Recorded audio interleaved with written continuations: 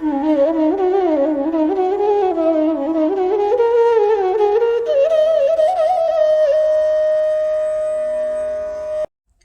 Krishna. So we did see in the previous verse that Arjuna is now starting to show his compassion. So who is he compassionate towards? He's compassionate towards the people that are standing with him to fight and the people who are standing against him to fight, who are supporting Duryodhana. What is this compassion for? He is wondering, should he be taking the mood of Duryodhana to fight and kill all of these people and put all of these people in trouble just to regain a kingdom to rule? So he's thinking, why should I kill? When that killing part comes, then he's being compassionate. So the question is he scared? Is he weak-hearted? What's going on? Why suddenly this difference in the mood? And adding on to the previous verse, there's some more that he is explaining as to what are the different things that are happening to him. He's saying, Vepatuscha sharire me, Roma harshascha jayate, Gandivam sramsate hastat, Tvakchaiva paridahyate.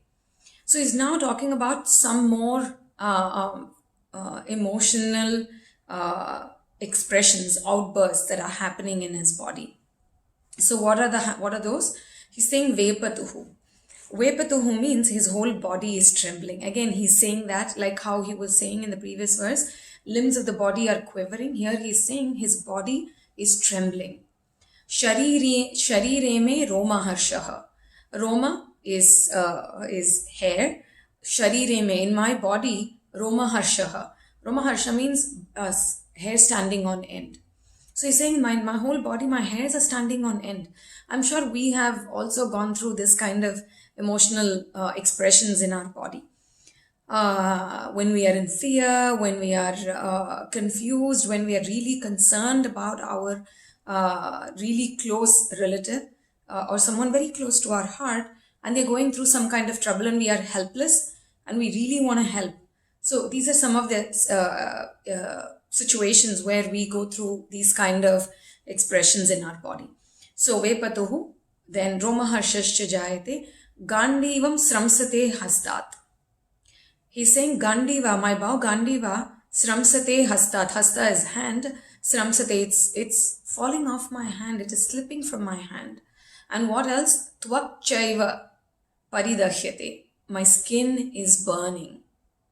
So Prabhupada beautifully brings this explanation of how if the external body is showing these kind of expressions, there are two possibilities. One is when someone is in the spiritual ecstasy, also hair standing on end, tears flowing from their eyes. People do feel these kind of feelings when they are in spiritual ecstasy. But also this happens when there is fear in material situations. So Prabhupada is saying that there is generally no fear when we are in spiritual realization, because one understands that there is the Supreme Lord who is taking care. So another beautiful point that is made here by Srila Prabhupada is, if the physical body is showing these kind of expressions, there is a background to it. What is the background? There is a mind that is working, and above the mind is the intelligence, and above the intelligence is the soul. So when one works from the space of the soul, like in the previous verse, we did discuss this a little bit. So Prabhupada is beautifully bringing out this point that when we work from the point of the soul and understand that all of these people that I'm connecting, myself, my own body, which is the top dress of my soul, is not permanent. What am I thinking about all the relationships that I'm building based on this body, the bodily relationships I'm continuing to build up?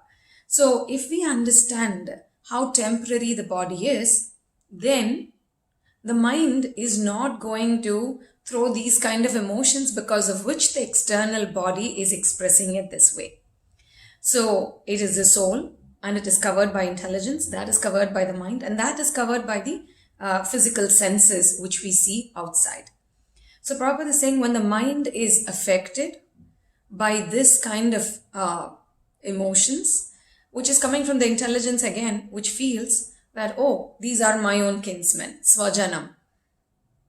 And this is coming from someone like Arjuna, who's always been with Krishna. So shouldn't Arjuna actually have some kind of spiritual intelligence? He did not, unfortunately, and that's why he is getting to create the stage for Bhagavad Gita here. And in the second chapter, we will see Arjuna is going to ask Krishna, Krishna, please become my guru. Sometimes intelligence will be available right in front of us, as parents, as mentors, as siblings. But then we refuse to take it, or they refuse to give it because they don't see the maturity for us to take it. We don't feel the maturity to receive it.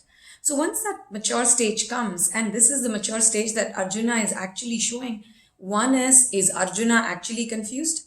Krishna is creating this confusion in Arjuna so that Krishna can give Bhagavad Gita to all of us, keeping Arjuna as the medium. So Arjuna is becoming the beautiful instrument here for us to hear what is the fact. Why do I, when I have relationship with people, whether it is friends or it is my own bodily connections, my relatives as parents and uncles and aunt and children and grandparents, why do I get emotionally heavy that I have to go through these stressful situations? So for that, this is a beautiful space, and we are going to look at how Krishna is going to answer these questions that Arjuna is talking about. I'm compassionate towards my own kinsmen, and because my intelligence is saying that these are my kinsmen connected to my body and through my bodily connections, my mind is saying I should not fight, and I am feeling so sad that I'm going to kill all of these people just because I want this kingdom. Because my mind is thinking like that, my body is expressing these kind of expressions, which is skin burning and hairs are standing on end, and my body is trembling. So the core theme is to say the previous verse and this verse. Arjuna is beautifully setting the stage for Krishna to speak the Bhagavad Gita. Hare Krishna.